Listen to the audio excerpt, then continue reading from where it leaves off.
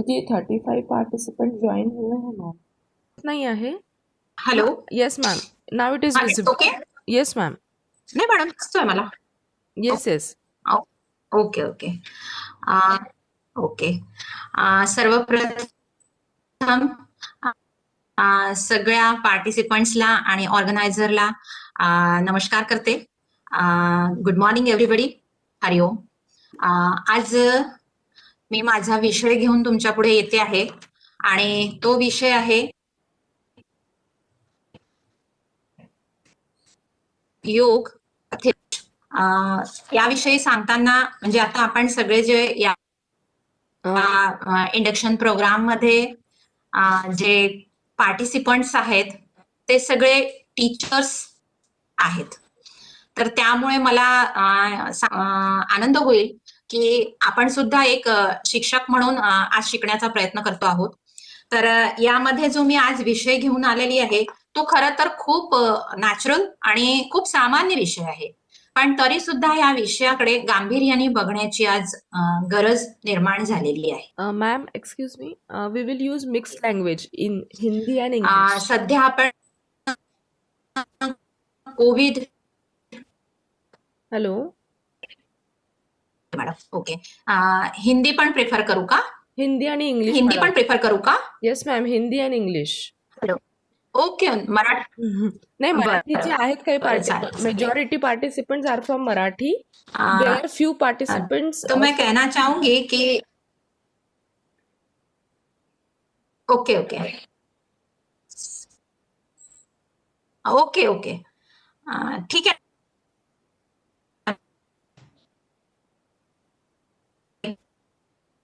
करते.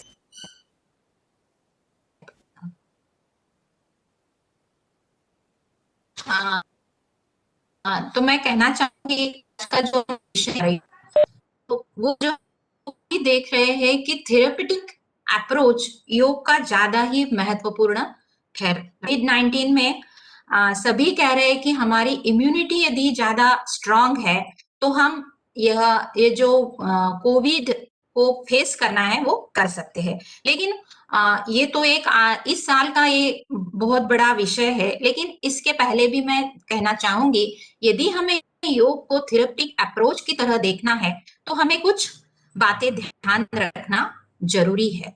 तो वो कौन सी बातें हैं वो मैं यहाँ पे आपसे शेयर करूंगी. मैं मेरा स्लाइड शेयर करती हूँ.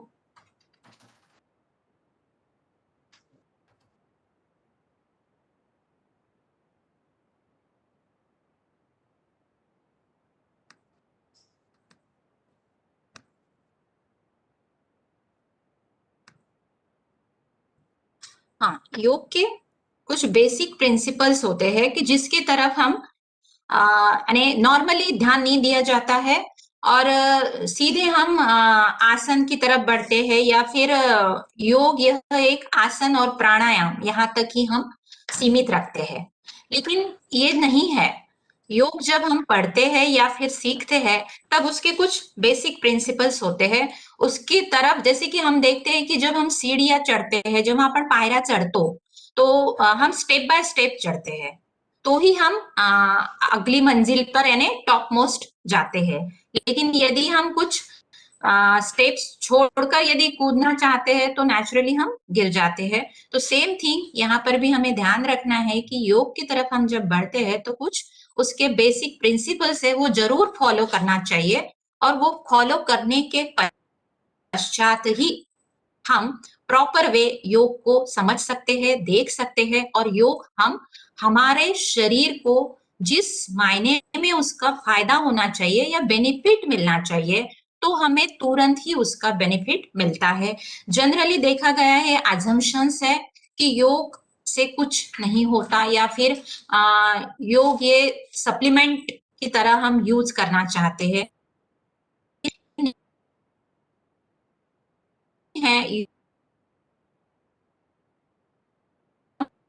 यदि बेसिक तो उसमें बेसिक प्रिंसिपल्स में हमने किस तरफ ध्यान देना चाहिए तो प्रॉपर सूक्ष्म व्यायाम इन सेंस जो हम कोई भी एक्सरसाइज करते हैं तो उसके पहले हमारे शरीर को हमारे बॉडी को हमने उस कार्य के लिए प्रिपेयर्ड करना अति आवश्यक होता है।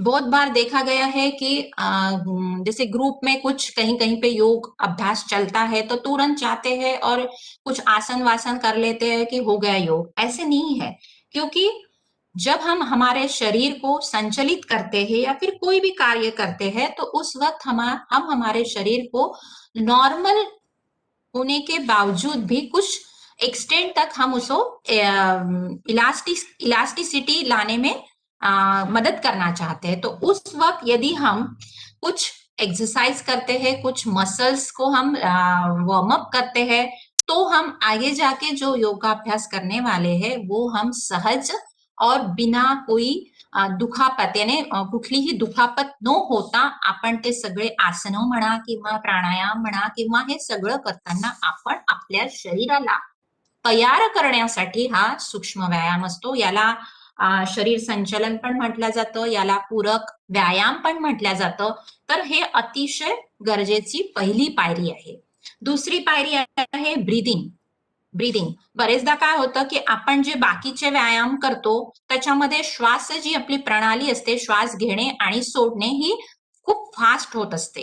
पण इथे काय आहे, योगाभ्यासामध्ये आपलं ब्रीदिंग जे आहे ते आपल्याला नॉर्मल ठेवायचं आहे आणि श्वासावर कंट्रोल करणं हे योगाभ्यासामध्ये शिकवलं जातं। म्हणजे कमीत कमी प्राणवायूमध्ये, कमीत कमी ऑक्सिजन मध्ये आपण जास्तीत जास्त वर्कआउट करू शकू किंवा वर्क कॅपॅसिटी आपण वाढवू शकू, याच्यासाठी आपण प्रॉपर आपलं ब्रीदिंग असलं पाहिजे। योगाभ्यासामध्ये तुम्ही बघितलं असेल की याला पूरक, कुंभक आणि रेचक असं म्हटले गेलेलं आहे। याचं पण ज्ञान आपल्याला असणं अतिशय गरजेचं आहे। म्हणजे इथे पण आपण बघितलं पाहिजे की आपण आपला श्वास कसा चालतो आहे, कसा आपण घेतो आहे, कसा आपण करतो आहोत। तो इस तरफ भी हमने ध्यान देना चाहिए। उसके पश्चात हम देखते हैं रिलैक्सेशन।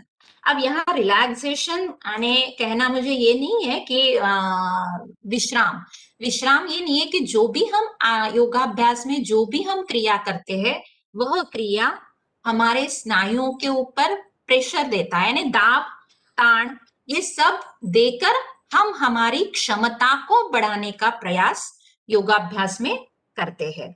तो योगाभ्यास में और ये बात आपके ध्यान में आएगी, जो भी क्रिया की जाती है वो स्लोली की जाती है, यानी स्थिरता यानी स्टेबिलिटी ज्यादा यहाँ पर महत्वपूर्ण होती है। और जब हम योगाभ्यास में स्नायुओं को, मसल्स को इलास्टिक यानी फ्लेक्सिबल करके कुछ आसन, कुछ एक्सरसाइज करते हैं, उसके पश्चात जो हमने मसल्स या स्नायुओं को ताण दिया है यानी उसको दबाव दिया है, प्रेशर दिया है, उस प्रेशर को रिलीज करना, उस मसल्स को, उस स्नायुओं को रिलैक्स करना भी हमारा काम है। तो आप देखेंगे हम यानी जो जब भी हम योगाभ्यास करते हैं तब आपको बताया जाता है कि कोई भी आसन आप जिस ढंग से करते हो उसी ढंग से आपको वह आसन रिलीज करना है यानी छोड़ना है। काफी बार हो जाता है कि हम आसन करते वक्त ही सिर्फ आसन करने के तरफ ध्यान देते हैं और उसके पश्चात हम रिलैक्स जब करते हैं, जब आसन हम छोड़ते हैं तो हम जल्दी से छोड़ देते हैं। ये नहीं करना चाहिए। जिस टाइमिंग में हमने आसन लिया है उसी टाइमिंग में हमने आसन को छोड़ना है, यानी हमने हमारे स्नायुओं के ऊपर का जो ताण है वह रिलीज करना है। यहाँ पर हमने आपको दिखाया है कि हम योगाभ्यास करते वक्त कौन सी चीजों का ध्यान देते हैं। हमने सबसे पहले आपको बताया था कि सूक्ष्म व्यायाम, उसके बाद में ब्रीदिंग, उसके बाद में रिलैक्सेशन। रिलैक्सेशन का यहाँ पर ये मतलब है कि हमने स्नायुओं को विश्राम भी देना ज्यादा जरूरी है ताकि आगे जाके कोई इंजुरीज ना हो। उसके पश्चात हम देखते हैं कि डाइट, वैसे देखा जाए तो योग में डाइट को इतना एम्फसिस नहीं किया है, यानी योगाभ्यास में जब हम पढ़ते हैं तो डाइट के ऊपर ज्यादा जोर नहीं दिया है। लेकिन फिर भी हम योग का पूरी तरह यदि फायदा लेना चाहते हैं तो निश्चित ही हमने डाइट की तरफ यानी आहार की तरफ हमने ध्यान देना चाहिए। और योग में कहा है कि हमारा आहार जो है वह मिताहार होना चाहिए, यानी हमने जो खाना हम खाते हैं वह कैसा होना चाहिए, सात्विक।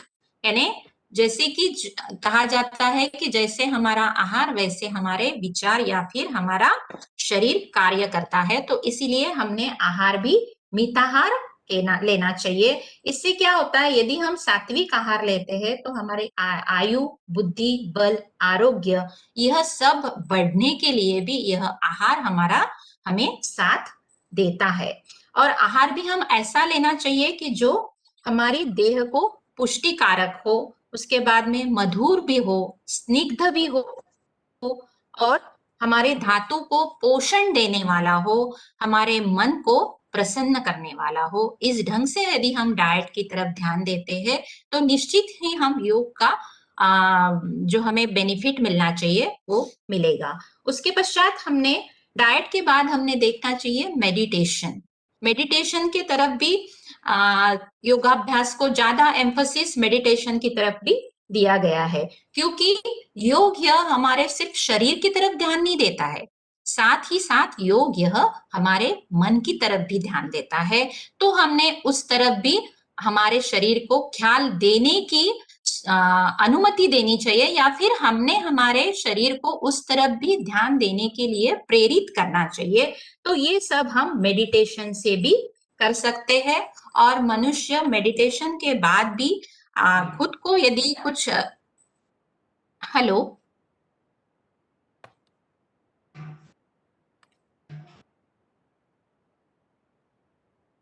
हाँ, इसकी तरफ हम बाद में देखते हैं कि योगाभ्यास में जो स्टेप्स है, अष्टांग योग जो हम कहते हैं, उसमें जो स्टेप्स दिए उस तरफ ज्यादातर ध्यान नहीं दिया जाता है, लेकिन वो ध्यान देना सबसे जरूरी है। पहले मैंने आपको बताया था कि जब हम सीढ़ियां चढ़ते हैं तो proper way first step, second step, third step इस तरह से चलते हैं तो हमारी प्रगति होते रहती है। तो उसी तरह से हमने योग को भी जो योग के नियम है वो फॉलो करना चाहिए। पहला नियम है यम, यानी self resistance, which means harmonise one's social interaction. तो अभी यहाँ पे मैंने कुछ पिक्चर्स दिखाए हैं, उस तरफ से हम यदि देखते हैं तो उसको भी हमने फॉलो करना चाहिए। Honesty, non violence, truthfulness, non possessiveness and continency. तो ये जो यम के भी कुछ आगे जाके कुछ और डिवाइडेशंस है, वो ये है कि ऑनेस्टी, ऑनेस्टी, नॉन वायलेंस। तो यह अहिंसा जो हम कहते हैं, नॉन वायलेंस, यहाँ पे नॉन हार्मफुल इंटेंट, यानी मैं ये नहीं कहूंगी कि आज के इस आधुनिक जो हम जी रहे हैं तो उसमें नॉन वायलेंस नहीं होगा, होगा, लेकिन यदि हम खुद होके कुछ बातें सोचते हैं कि हम जितना कम हो सके उतना किसी को दुख दे, ये भी बहुत जरूरी है। अहिंसा यहाँ पे यानी कायिक, वाचिक और मानसिक हिंसा न करना, यहाँ पे इसका मीनिंग हमने ये लेना चाहिए, क्योंकि हम पूरी तरह से तो कोई साधु संत महात्मा नहीं है कि जो हम नॉन वायलेंस नहीं करेंगे, लेकिन जितना हम टाल सकते हैं उतना यदि हम खुद को नॉन वायलेंस की तरफ बढ़ाते हैं तो वो ज्यादा अच्छा रहेगा। उसके बाद में जैसे अहिंसा, सत्य, अस्तेय, ब्रह्मचर्य, अपरिग्रह, ये यम के नियम हमने बताए हैं। उसी ढंग से दूसरा है नियम। नियम, नियम यानी पर्सनल कोड, खुद को कुछ साँचे में हमने बांधना चाहिए, खुद अपने नियम हमने कुछ बनाने चाहिए। ये नियम क्या होते हैं, ये नियम हमको हार्मोनाइज वंस इनर फीलिंग देते हैं। उस नियम में भी फिर से और कुछ बातें हैं, वो है क्लीनलीनेसनेस यानी शौच, जिसे हम कहते हैं purity, containment, Santosh, happy with life. उसके बाद में तपस, यहाँ पे मैंने जो वर्ड्स दिए हैं वो कुछ योग के लिए जो यूज की जाते हैं वो भी दिए हैं, उसके बाद में संस्कृत में जो बोलते हैं वो भी दिए हैं, उसके बाद में उसका अर्थ भी मैंने बताने की कोशिश की है। तपस यानी सिंप्लिसिटी ऑफ लाइफ, यानी जितना हम साधा सिंपल जीवन जीना चाहते हैं वो यदि हम जीते हैं तो हम योग का उपचारात्मक जब हमें यूज करना है तो वो ज्यादा फायदेशीर हो सकता है। उसके पश्चात है सेल्फ स्टडी, स्वाध्याय। हमने खुद का सेल्फ ऑब्जर्वेशन भी करना चाहिए, एनालिसिस करना चाहिए खुद का। हमेशा हम क्या करते हैं कि दूसरों का दोष देखते हैं, दूसरों को हम तुरंत नहीं नहीं नहीं उन्होंने ऐसा किया, नहीं नहीं उन्होंने वैसा किया, ये नहीं है। खुद भी खुद का ऑब्जर्वेशन करना चाहिए ताकि हम खुद को और अच्छी तरह से प्रेजेंट कर सके। उसके बाद में है कल्टीवेशन ऑफ फेथ, ईश्वर प्रणिधान, फेथ इन हायर रियलिटी। ये मैं नहीं कहूंगी कि यहाँ पे मैं अंधविश्वास की तरफ नहीं बढ़ रही हूँ। ईश्वर प्रणिधान का मतलब है कि हमें कुछ न कुछ बातों के ऊपर फेथ रखना चाहिए। यानी जब हम आगे की तरफ बढ़ते हैं तब हमने कुछ तो भी अपन मानते हैं कि नहीं नहीं ये है, तो उसकी तरफ भी हमने ध्यान देना चाहिए। यह है नियम। अब इसके पश्चात है आसन, प्राणायाम, ये सभी चीजें इसकी स्टेप्स है। लेकिन ये जो मैंने 2 स्टेप्स आपको बताई, यम एंड नियम, ये यदि हम करते हैं तो निश्चित ही हम आगे आसन करने के लिए हम हमारे शरीर को प्रिपेयर्ड करते हैं, हम हमारे शरीर को तैयार करते हैं। और अपने आप ही हम जो आसन करने के लिए प्रेरित होना चाहते हैं वो सभी चीजें सुलभता से करने के लिए हमारा शरीर तैयार हो जाता है। अब हम देखते हैं कि कंसेप्ट ऑफ डिजीज इन योग and principles of yogic treatment. अब योग में डिजीज के क्या कंसेप्ट्स है, क्या योग में डिजीज के लिए किस मायने से देखा जाता है। पहले हमने देखा था कि योग में डिजीज को व्याधि कहा जाता है, और योग यह कहता है कि जो बीमारी है या फिर जो डिजीज है वो हमारे शरीर को नहीं होती है सिर्फ, वो हमारे मन को भी होती है। यानी disease is considered as a psychophysiological disturbances, यानी मानसिक और शारीरिक तौर पर यदि कुछ हमारे शरीर में अनुचित घटना घटती है तो ही हमें डिजीज होते हैं। इसे यहाँ पे व्याधि के नाम से पहचाना जाता है। और फिर उसके बाद में यहाँ पे कहा गया है कि डिजीज भी 2 तरह के होते हैं, कुछ एक्यूट डिजीज होते हैं, कुछ सब एक्यूट एंड कुछ क्रॉनिक डिजीज होते हैं। तो एक्यूट डिजीज किसे कहते हैं, body has a potent immunological response to the disease, यानी हमारे बॉडी का इम्यूनिटी के तरफ जो रिस्पॉन्स है, और यदि वो रिस्पॉन्स कुछ ढंग पर कुछ स्टेजेस पे है तो वो एक्यूट डिजीज है, यानी वो हम कुछ मात्रा में अच्छा कर सकते हैं। उसके बाद में है सब एक्यूट एंड क्रोनिक डिजीज। यहाँ पर क्या होता है, body lacks the adequate immune response to fight with the disease, यानी यहाँ पर हमारी बॉडी की इम्यूनिटी कम पड़ती है डिजीज को फाइट करने के लिए। तो यदि इसके बाद में और भी योग में कहा जाता है कि disease is a mall adjustment, यानी बहुत सारी चीजें माल एडजस्टमेंट, यानी बहुत सारी चीजें इकट्ठा होने के पश्चात, यानी जो चीजें हमारा शरीर नहीं चाहता है, जो हमारे शरीर को व्याधि निर्माण करने वाली जो चीजें है उसका यदि इकट्ठा ज्यादा मात्रा में हो जाना, यानी डिजीज। तो यहाँ पे माल एडजस्टमेंट की तरफ बढ़ते हुए हमें देखना चाहिए कि कहाँ पर माल एडजस्टमेंट हो रहा है। तो faulty circulation of blood and lymph, stagnation of waste products in certain regions, toxic effect on body, faulty system of neuromuscular reaction, ये सभी चीजें हमें डिजीज को प्रॉन करने के लिए, डिजीज को डेवलप करने के लिए कारणीभूत होती है। अब हम देखते हैं कि यह डिजीज जो है, यह माल एडजस्टमेंट जो है वो किस रीजन से होता है, हमें रीजंस तो मालूम करना ही चाहिए। बहुत बार आपने देखा होगा कि बॉडी हमारी कुछ सिग्नल्स देती है लेकिन हम उसकी तरफ ध्यान नहीं देते हैं।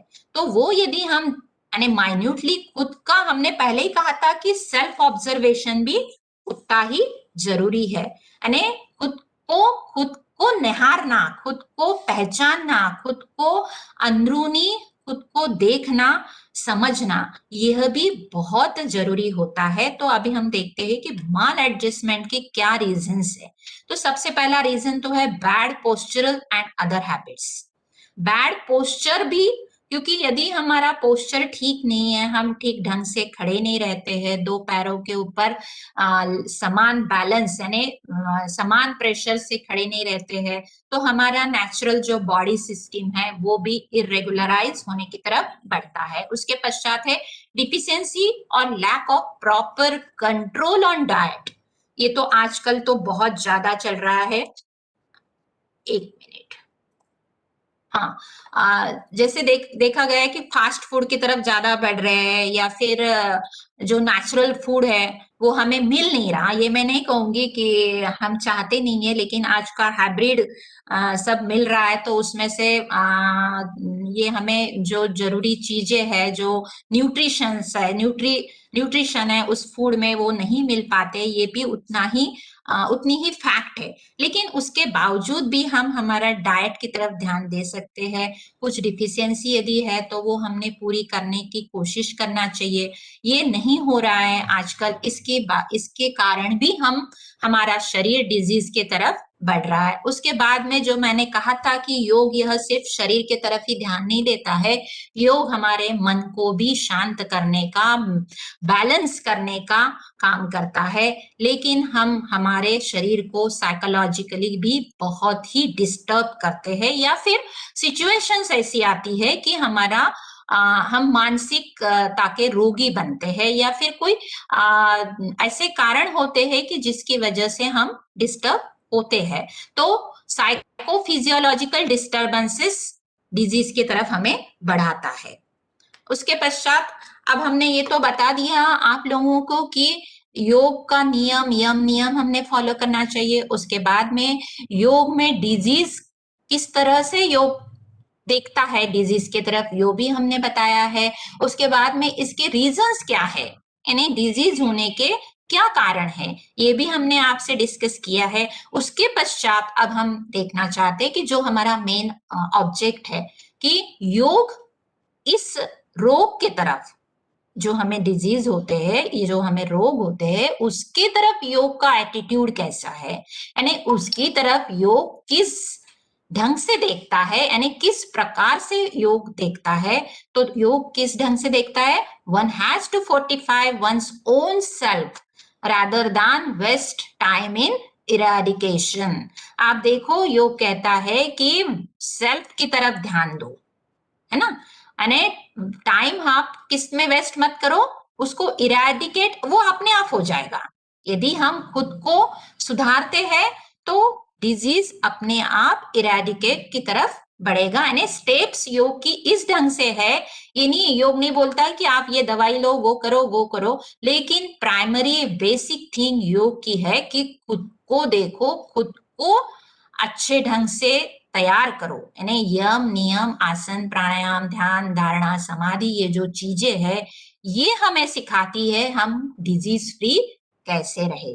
योग का ये मेन बेसिक एटीट्यूड है। उसके बाद में yoga strengths the inherent defence mechanism of the body and mind.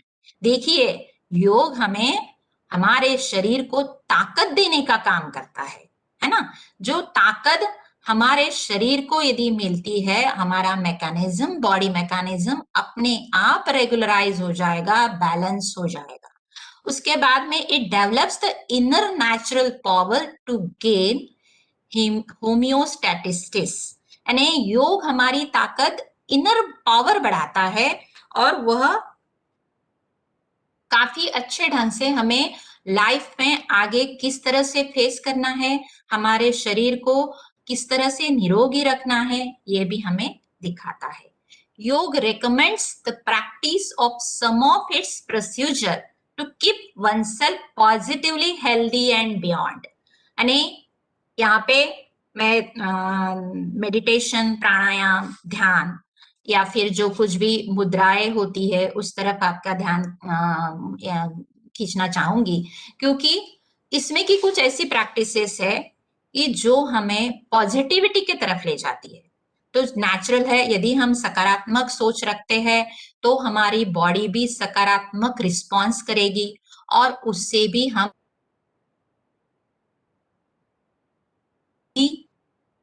को ही खुद के बॉडी को ही हम तैयार करेंगे। अब उसके पश्चात हम देखते हैं कि यौगिक थेरेपी जो है वो क्या कहती है। यौगिक थेरेपी क्या कहती है? यौगिक थेरेपी की तरफ देखने के बाद हमें समझ में आता है कि it's what is it's is the application of यौगिक principles to a particular person with the objective of achieving a particular spiritual, psychological और physiological goals। देखिए यहाँ पर भी योग के जो प्रिंसिपल्स है, योग के जो नियम है, योग के जो तत्व है, वह यानी आदमी को, व्यक्ति को एज अ सिंगल करके देखना चाहता है, यानी एज अ पर्सन करके योग थेरेपी यूज की जाती है। खुद को, खुद के बॉडी के ऊपर और खुद को ही करने वाली थेरेपी है योग। और इससे हम क्या अचीव कर सकते हैं? हमारा ऑब्जेक्ट क्या होता है? योग थेरेपी का ऑब्जेक्ट है कि हरेक व्यक्ति को spiritually, psychologically and physiologically maintain करना। उसका गोल, मेन योग थेरेपी का गोल है कि व्यक्ति को निरोगी रखना, पर्सन, हरेक व्यक्ति का एक एज ए इंडिविजुअल करके उसके तरफ ध्यान दिया जाता है। यानी ये नहीं छोड़ दिया जाता है कि ये दवाई लो फिर इसके तरफ जाओ या फिर ये थेरेपी यूज करो फिर वो करो, ये नहीं है। योग का गोल, ऑब्जेक्टिव क्या है? एज अ पर्सन, यानी व्यक्ति महत्वपूर्ण है। यहाँ पर योग थेरेपी करते वक्त व्यक्ति को केंद्रित किया जाता है, हरेक व्यक्ति के तरफ ध्यान दिया जाता है, क्योंकि व्यक्ति तभी निरोगी रहेगा जब वह spiritually, psychologically and physiologically maintain, balance रहेगा, तो ही व्यक्ति अपना जो रेगुलर एक्टिविटी है वह सही ढंग से कर सकेगा। यह है योग थेरेपी। उसके बाद में हमने पहले ही बताया था कि अष्टांग योग में कुछ जो बातें हैं वो भी हमने योग थेरेपी की तरफ बढ़ते हुए ध्यान देना चाहिए। सबसे पहले हमने आपको बताया था यम, नियम, आसना, प्राणायाम, प्रत्याहार, धारणा, ध्यान एंड समाधि। इसके बावजूद भी हम इसमें और कुछ चीजें ऐड करना चाहेंगे। वो चीजें है psychological counselling, chanting and prayer.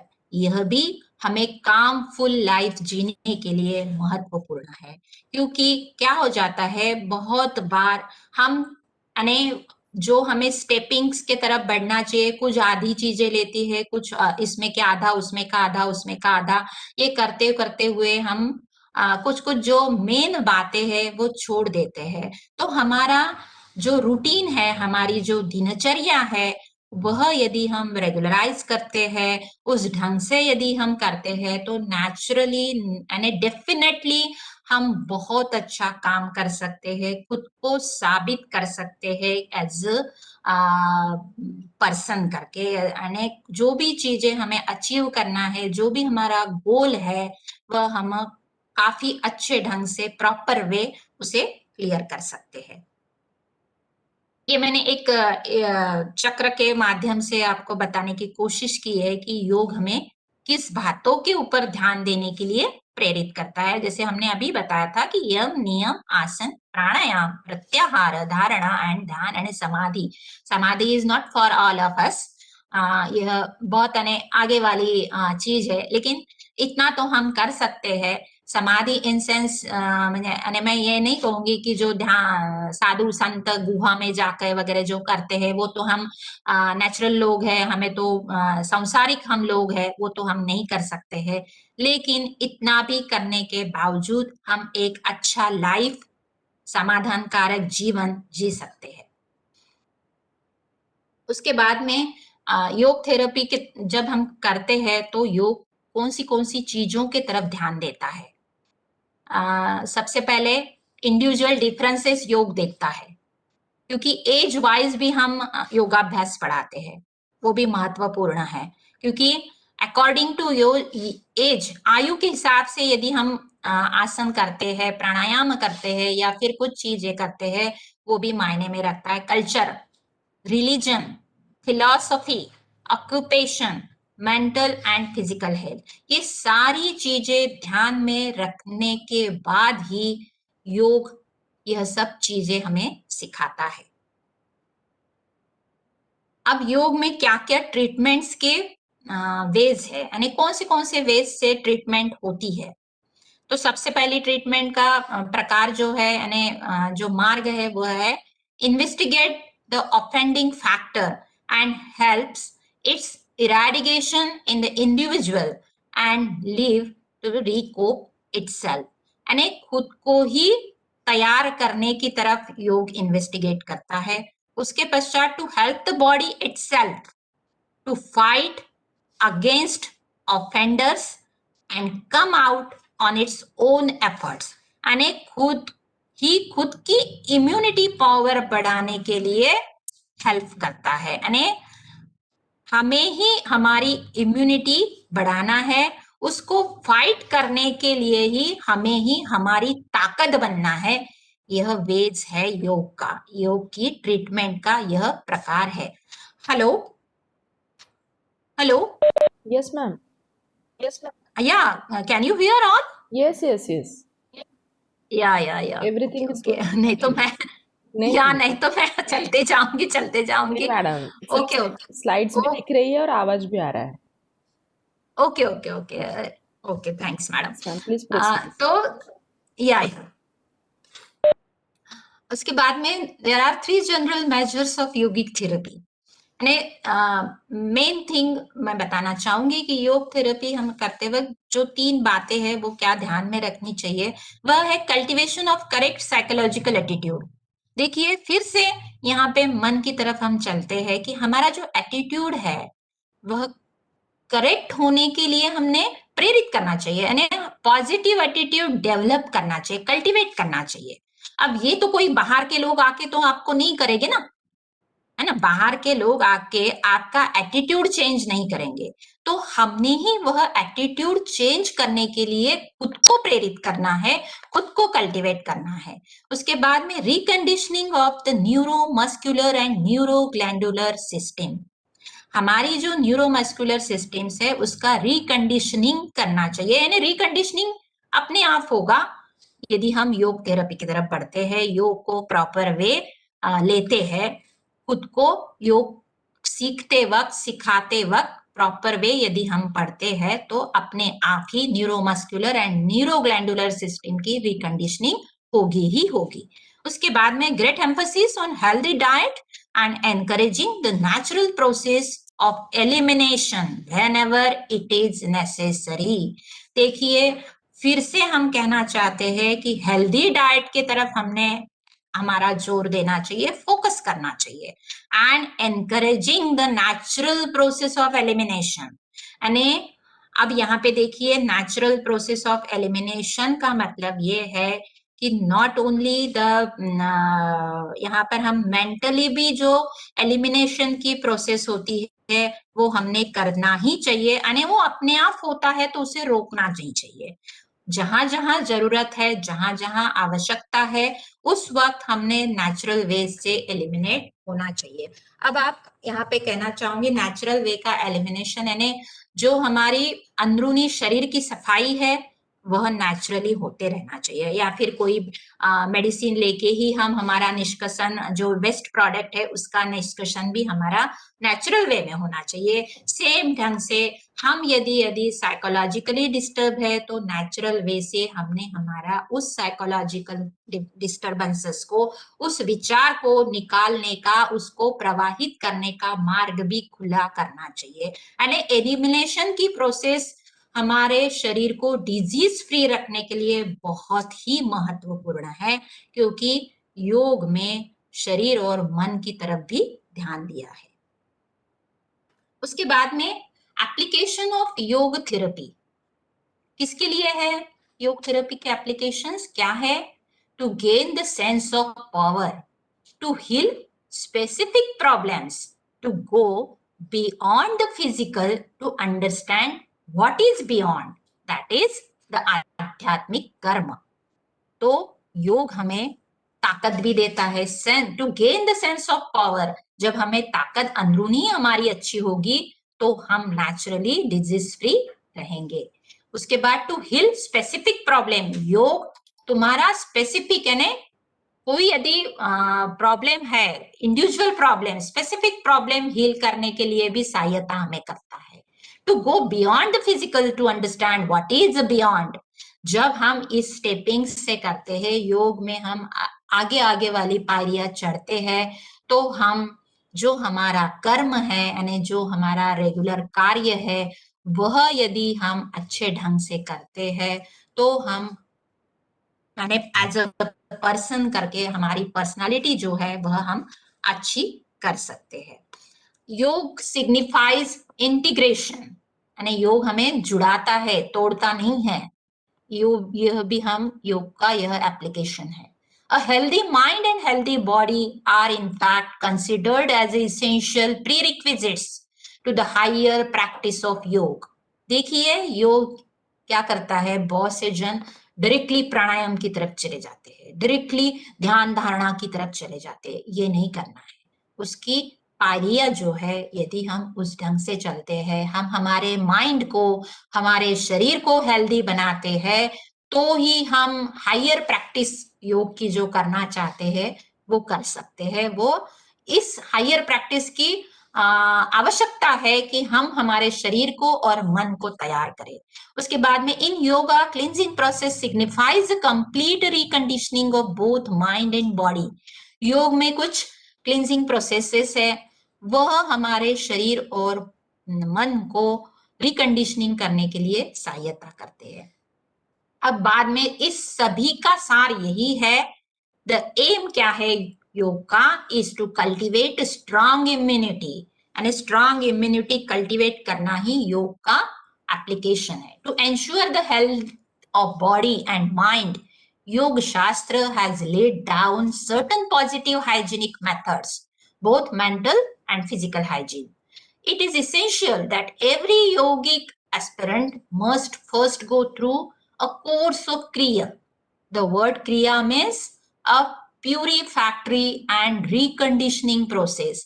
जब भी हम योगाभ्यास के लिए जाते हैं तो क्लींजिंग प्रोसेस जो है योग की यानी क्रिया, वह करके ही हम यदि आगे बढ़ते हैं तो योगाभ्यास ज्यादा मात्रा में यानी जास्त करून त्याचा इफेक्ट लवकरात लवकर आपल्या शरीरावर दिसतो।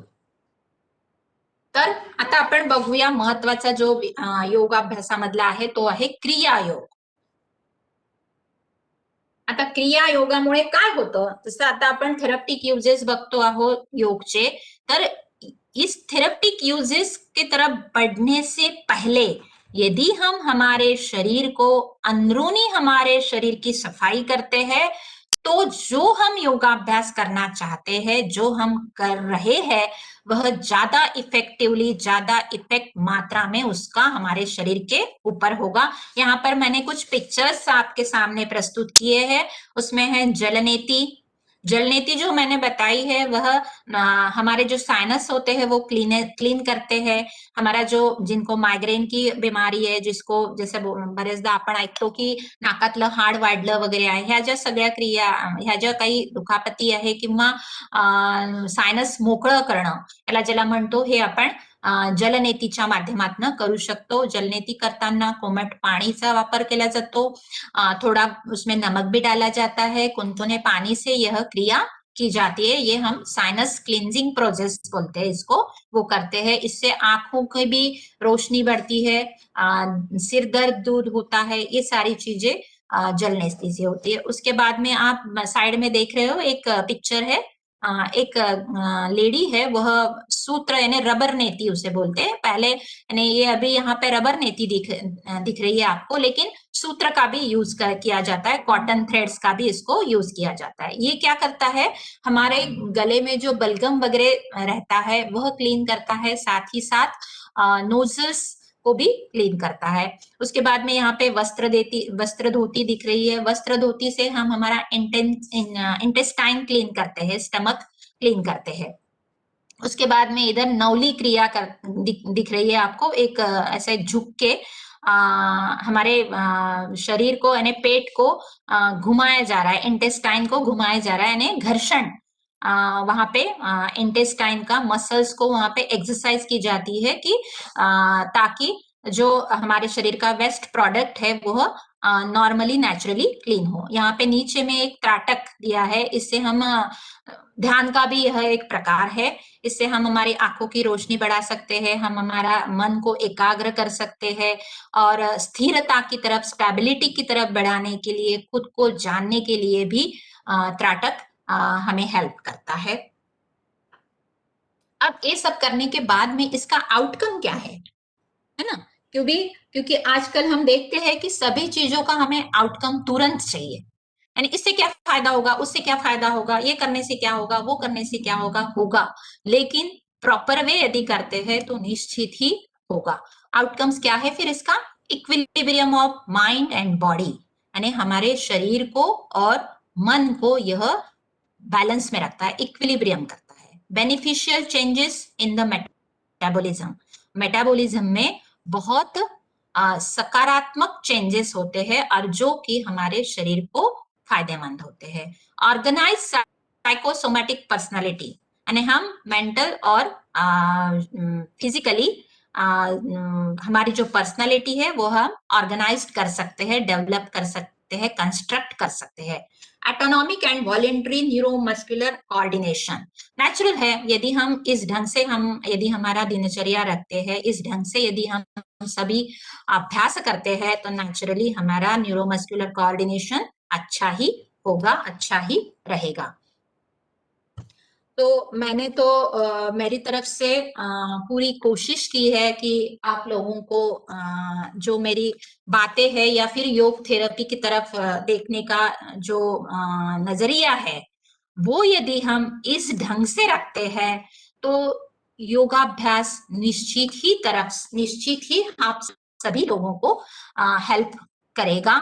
और आप भी, मैं चाहूंगी क्योंकि हम सभी जो लोग हैं वो एक ठराविक त्याला म्हणू आपण ठराविक स्टेपवर, ठराविक नॉलेजवर आपण आलेलो आहोत आणि आपली जी बौद्धिक पातळी आहे, आपली जी शारीरिक पातळी आहे, आपण एक मॅच्युअर्ड पर्सन म्हणून तयार झालेलो आहोत। पण तरी सुद्धा योगकडे बघताना जर आपण या पद्धतीने बघितलं तर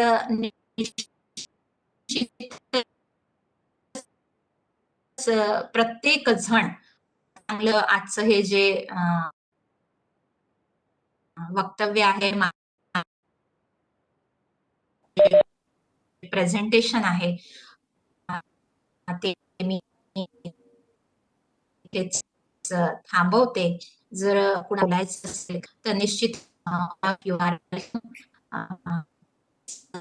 मॅडम। येस मॅम, कोणाला काही क्वेश्चंस आहेत ओके। का? किसी को कुछ पूछना है मैडम से?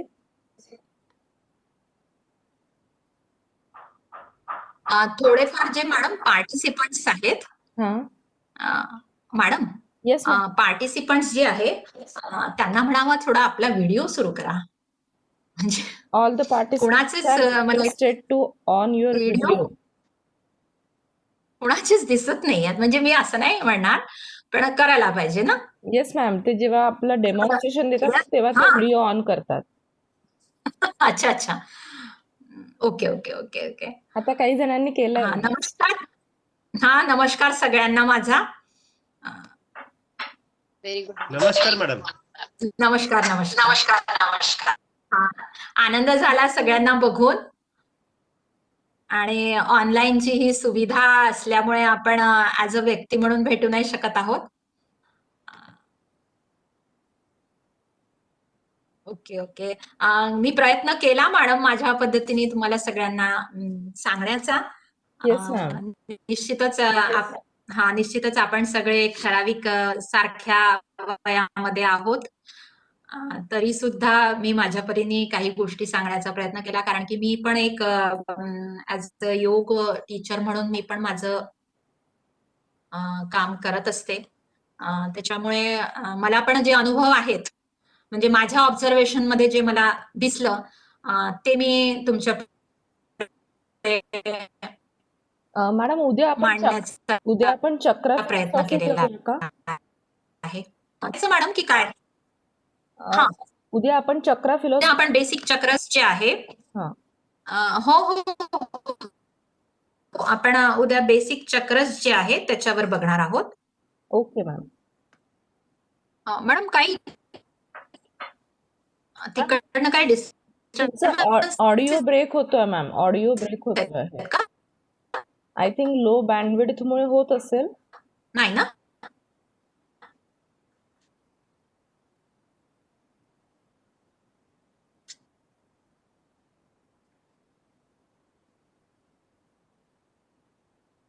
हॅलो हॅलो मॅम, तुम्ही ना तुमचा व्हिडिओ ऑफ करा म्हणजे आवाज क्लिअर येतोय त्यांनी.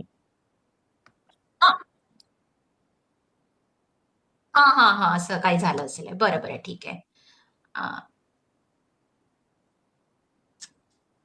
ठीक आहे ना, आपण येस मॅम. थांबायचं मॅडम? येस मॅम, थांबू शकतो आज.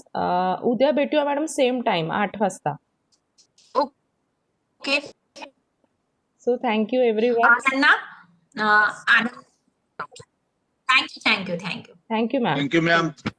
Thank you ma'am. Thank you very much. Madam presentation share करता येईल का तुम्हाला? हो हो हो, मी पाठवतो. मी पाठवते. चला, थँक्यू मॅडम.